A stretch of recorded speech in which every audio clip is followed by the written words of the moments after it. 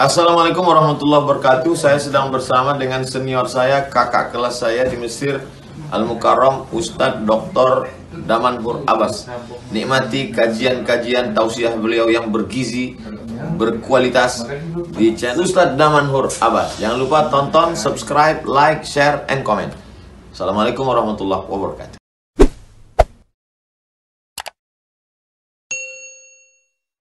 السلام عليكم ورحمة الله وبركاته. الحمد لله الذي أحيانا بعدما أماتنا وإليه النشور. والحمد لله الذي خصنا بكتاب أنزل وأكرمنا بنبي أرسل. أشهد أن لا إله إلا الله له دعوة الحق حريص عليها وأوجب تبشير بها. ولتكن منكم أمة يدعون إلى الخير ويأمرون بالمعروف وينهون عن المنكر وأولئك هم المفلحون. وأشهد أن محمدا عبده ورسوله بلغ الرسالة وأدى الأمانة ونصح الأمة وكشف الغمة حتى أتانا اليقين. ليلها كنهارها لا يزيغ عنها إلا هالك. اللهم صل وسلم وبارك وأنعم على حبيبنا وشفيعنا وزخرنا ومولانا محمد وعلى أزواجه أمهات المؤمنين وذرياته وآل بيته وأصحابه أجمعين. رب اشرح لي صدري ويسر لي أمري واحلل عقدة من لساني يفقهوا قولي. أما بعد. Para asatiz yang saya muliakan, ayah bunda yang saya cintai, bapak ibu jemaah salat subuh yang dirahmati Allah, marilah senantiasa kita panjatkan puji dan syukur kepada Allah yang telah memberikan nikmat iman kepada kita sehingga kita dapat melaksanakan salat subuh berjamaah. Ini merupakan salah satu bentuk cinta Allah kepada kita dan masih diberi kesempatan kepada kita untuk berdialog dengannya, bertemu dengannya. Alangkah bahagianya orang-orang yang menyadari bahwasanya pertemuan yang barusan terjadi itu adalah pertemuan yang sangat luar biasa. Bayangkan seseorang itu sangat mendambakan apabila bertemu dengan para pejabat dan susahnya minta ampun. Harus buat janji, harus ada pertemuan, harus ada ini, harus ada itu. Dan Allah memberikan kesempatan kepada kita untuk bisa bertemu dengannya selama dalam satu hari, satu malam, sebanyak 5 waktu. Ini adalah sebuah kemuliaan pada saat kita menyadari bahwasanya pertemuan ini adalah sebuah penghormatan, sebuah kecintaan dari Allah kepada kita.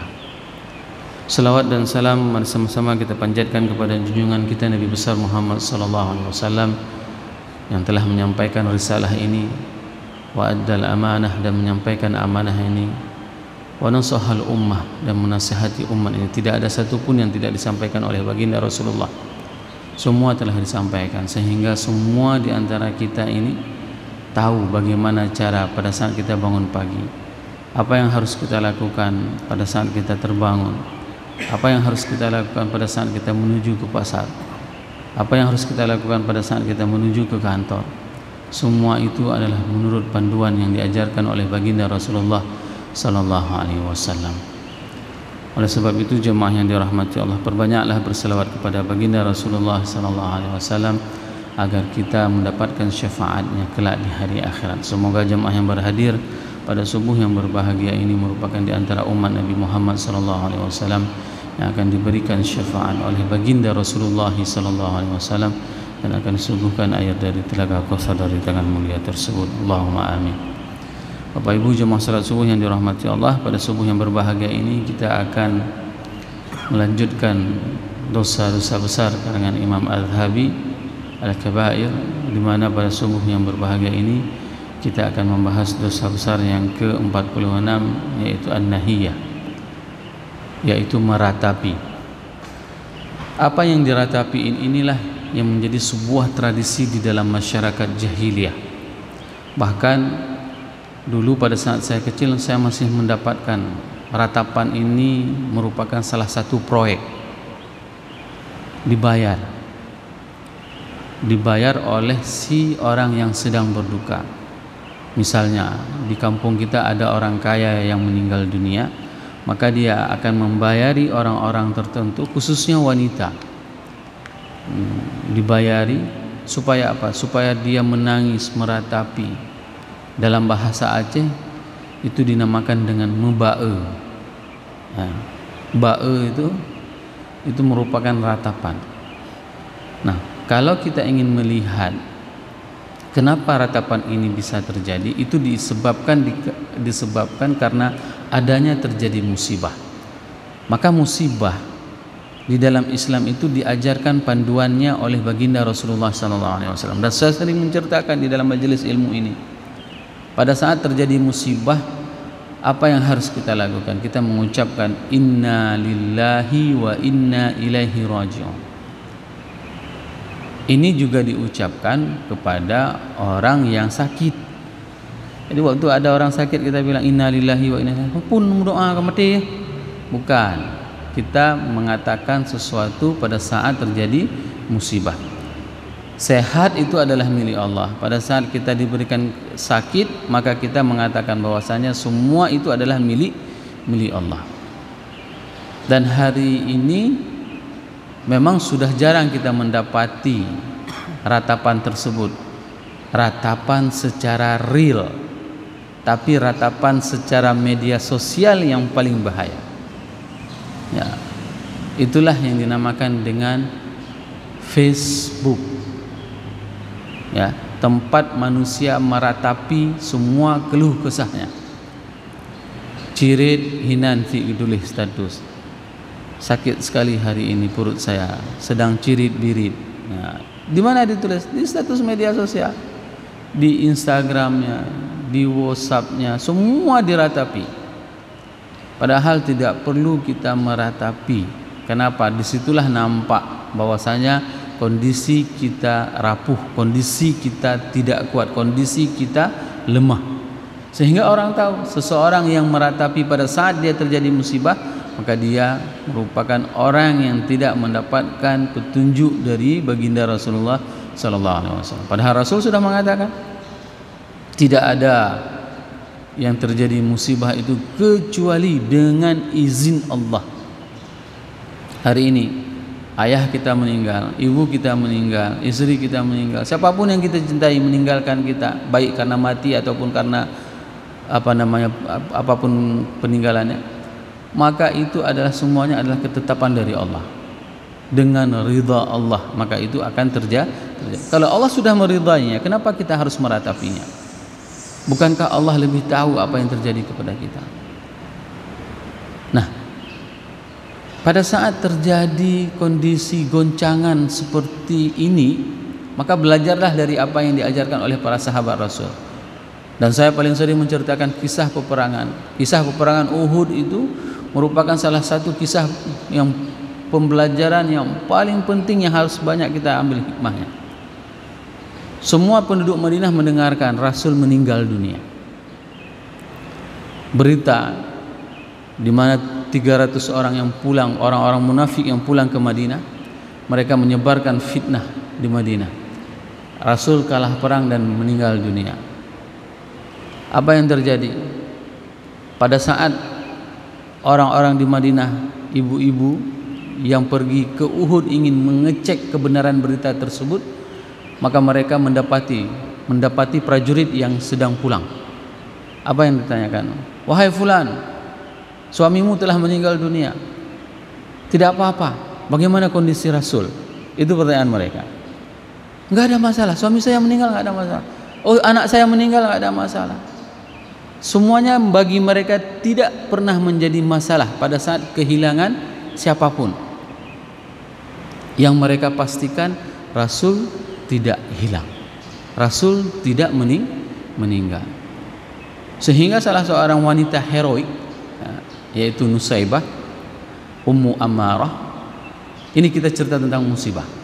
Ummu Ammarah pada saat dia pergi perang Uhud, dia adalah sebagai wanita yang membantu medisnya.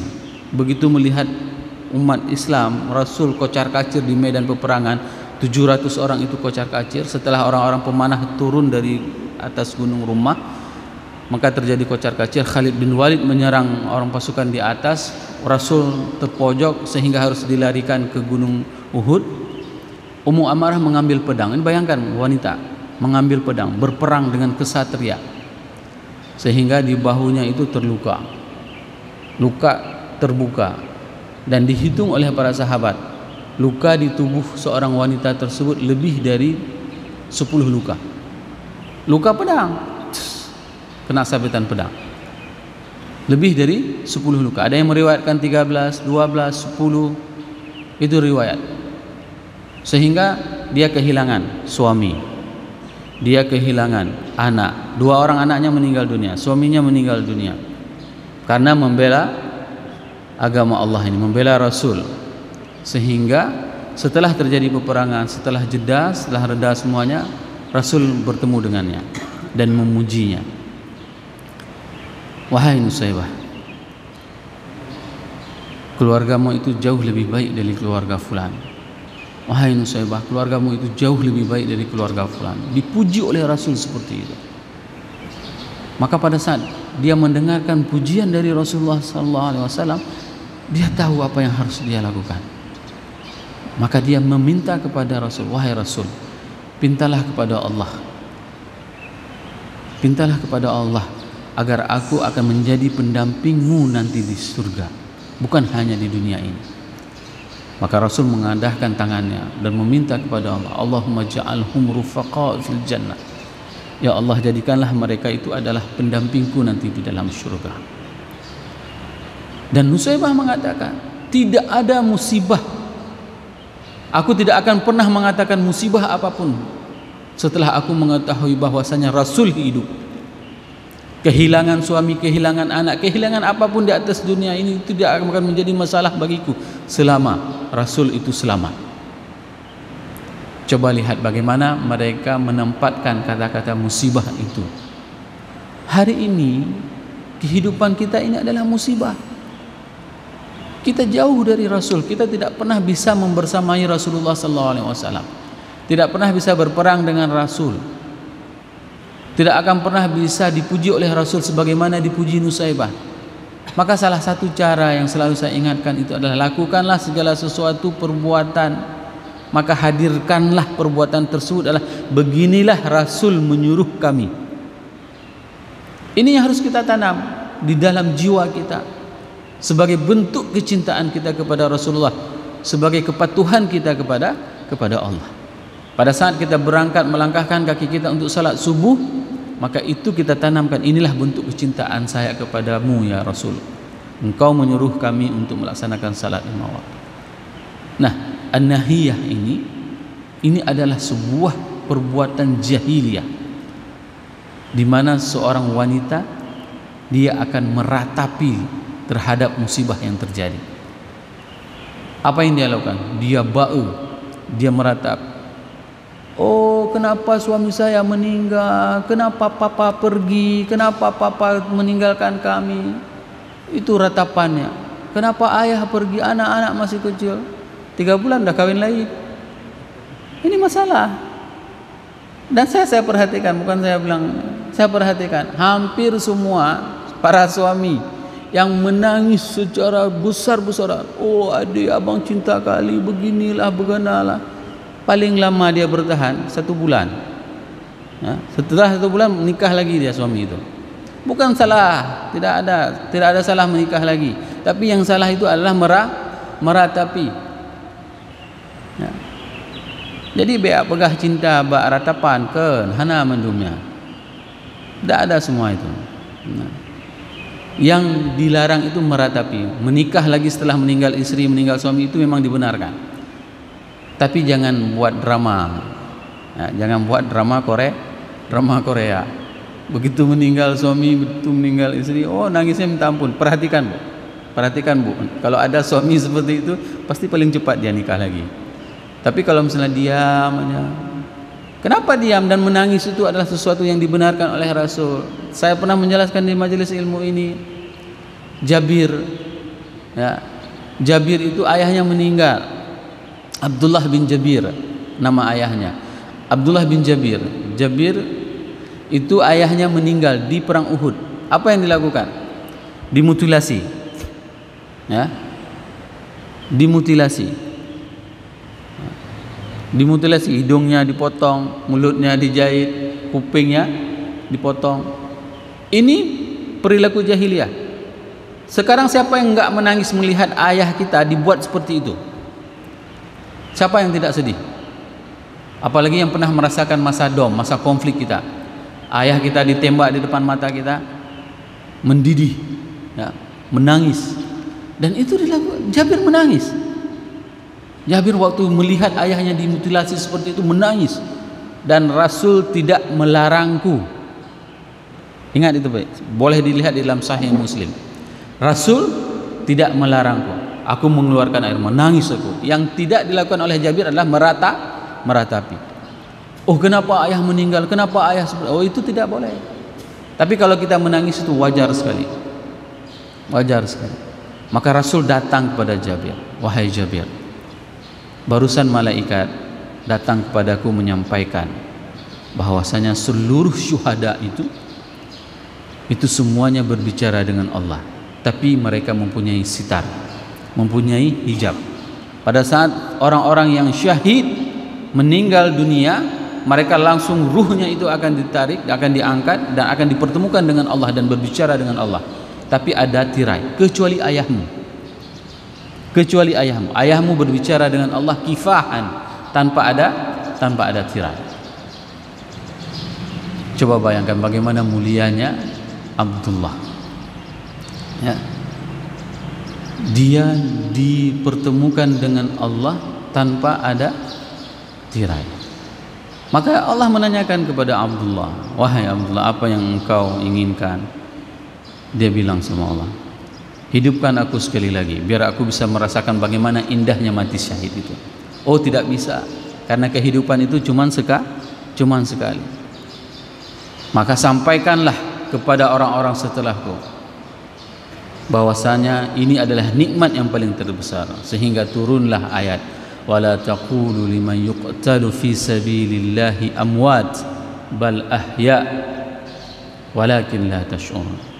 Jangan engkau katakan kepada orang yang syahid itu adalah mati, mereka hidup, akan tetapi kalian tidak bisa merasakannya.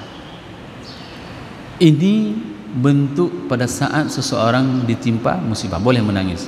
Saya pernah mendapatkan sebuah kisah yang sangat terharu pada saat sebuah keluarga lama dia mempunyai anak. Ya, setelah 1 tahun menikah baru dapat anak. Ini kan anak yang paling ditunggu. Ya, pasangan suami istri penuh cinta, tidak dapat keturunan, begitu setahun lebih baru dapat anak. Begitu lahir meninggal anaknya. Begitu lahir anak pertama meninggal dunia. Saya tanya bagaimana kondisi istrinya waktu tahu anak meninggal. Menangis, Ustaz. Tapi sebelum dia tahu anaknya meninggal dunia, dia pegang tangan istrinya erat-erat. Adik jangan meratap, katanya. Dia kuatkan istrinya, adik jangan meratap. Kenapa, Bang? Gimana anak kita? Dia udah beli perasaannya. Gimana anak kita? Anak kita sudah menunggu kita di surga. Apa yang terjadi? Tidak ada sedikit pun nangis yang besar, hanya air mata yang keluar. Air mata meleleh terus. Wajar seorang ibu meneteskan air mata yang deras. Kenapa? Perjuangan dia pada saat dia mengandunginya, memberikan, semua diupayakan. Ibu-ibulah yang tahu bagaimana pada saat mengandung. Ada aja sedikit bau, rasanya baunya seluruh dunia. Tapi kita harus makan, ibu-ibu harus makan. Kenapa? Anak bayi di dalam kandungan. Perjuangan seperti itu ditahan yang sangat luar biasa, sehingga dia meneteskan air mata pada saat dia tahu anaknya meninggal dunia. Kenapa? Karena dia pulangkan semua kejadian tersebut, ada kompensasinya, ada balasannya, yaitu akhirat. Yaitu balasannya akhirat. Siapa yang akan menunggu ibu nanti di surga? Anak yang meninggal pada saat melahirkan. Tapi ingat, itu ibaratnya kartu kredit ibu-ibu, bapak-bapak. Kartu kredit itu semakin banyak kita belanja, maka semakin banyak kita harus menutupi cicilannya. Semakin banyak bapak ibu melakukan dosa, anak itu tidak sanggup narik ibu nanti bapak di dalam neraka. Jangan poya-poya, ya, jangan poya-poya, jangan melakukan kemaksiatan. Kenapa? Karena yang akan menarik kita nanti di dalam surga adalah orang tuanya, adalah anak yang meninggal pada saat mereka lahir. Bapak Ibu jemaah yang dirahmati Allah, ada beberapa istilah ratapan itu, ya. Saliqah, yaitu menjerit. Dan ini paling banyak. Nah, menjerit dia, menjerit histeris. Dan ini memang harus diingatkan. Saya sering kalau seandainya saudara dekat itu saya ingatkan, Kak, jangan menjerit. Kalau kakak menjerit berarti kakak tidak setuju dengan keputusan Allah. Abang meninggal itu kan semua ke atas takdir Allah. Tidak perlu menjerit. Nah, yang parahnya itu pada saat musibah seperti itu datang ibu-ibu lain menangis. Di peluknya yang musibah itu menangis. Oh, suamimu baik kali. Oh. Dia yang menangis sehingga buat orang yang musibah itu bertambah sedih. Ini salah. Tidak boleh kita bertakziah itu membuat orang yang kita kunjungi membuat lebih sedih. Saliqah, yaitu menjerit ketika adanya musibah. Haliqah, yaitu tradisi orang jahiliyah. Pada saat terjadi musibah meninggal, maka dia akan menggunduli kepalanya. Nah, dijadikan kepalanya seperti solin, plotos. Ya, ini salah satu bentuk ungkapan terhadap musibah.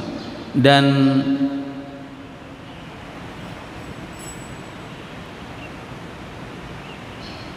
ada satu lagi istilahnya haliqah dan syaqqah. Syaqqah itu adalah merobek bajunya. 3 hal: menjerit, ya, membotaki, dan merobek baju. Ketiga ini semuanya orderan. Agar apa? Agar seseorang, masyarakat bisa melihat bahwasanya orang yang meninggal itu memang orang yang penting, orang yang hebat, sehingga orang semuanya bersedih. Itulah hiasan setan kepada manusia. Dia dihiasi. Seseorang akan tinggi martabatnya, seseorang itu mulia di mata masyarakat. Kenapa? Semua satu kampung meratapi, menjerit, membotaki, merobek-robek bajunya karena kepergian salah seorang tokoh masyarakat. Padahal semuanya berbayar. Nah, orang yang menerima bayaran ini termasuk adalah orang yang meratapi ini, dibayar atau tidak, mereka adalah orang yang termasuk di dalam kategori melakukan dosa besar sebagaimana yang disebutkan oleh Imam Az-Zahabi. Maka hati-hati pada saat kita tertimpa dengan musibah. Jangan sampai kita meratapinya, jangan sampai kita mengunduli kepala kita, jangan sampai kita merobek-robek bajunya. Saya teringat sekali seperti yang saya katakan di awal tadi, waktu kecil saya masih ada perkara seperti itu. Apalagi yang meninggalnya itu adalah orang Cina, mohon maaf. Meninggal orang Cina, ya waktu itu dibayarnya orang-orang yang wanita itu, dibayarnya. Kli urinang danyo. Perempuan peng danyo. Hana kedepu bahwa tadinya adalah perbuatan yang memang dilarang. Itu adalah merupakan perbuatan dosa besar. Nah, jadi dikumpulin, disuruh pakai pakaian hitam, semuanya menangislah karena toke meninggal. Ya, karena toke mati. Dan banyak sekali hadis yang menyebutkan bahwasanya orang yang meratapi itu nanti akan dipakaikan dengan baju duri, ya. Baju duri dan pakaiannya nanah. Bagaimana ini merupakan bentuk ancaman yang sangat luar biasa. Sehingga Rasul itu ingin memastikan setelah kepergian beliau itu tidak ada lagi yang meratap. Ini sebenarnya pelajaran penting. Apapun musibah yang terjadi yang kita alami, tidak ada ratapan, tidak ada keluh kesah. Karena semua musibah tersebut itu terjadi dikarenakan izin Allah, atas ridha Allah. Dan skenario hidup kita ini yang paling tahu itu adalah Allah. Maka jangan pernah meratapi. Semoga beberapa ayat dan hadis yang kita sampaikan ini merupakan pelajaran bagi kita sehingga keimanan kita bertambah kepada Allah dan kecintaan kita bertambah kepada baginda Rasulullah sallallahu alaihi wasallam. Subhanakallahumma bihamdik asyhadu an la ilaha illa anta astaghfiruka wa atubu ilaik. Assalamualaikum warahmatullahi wabarakatuh.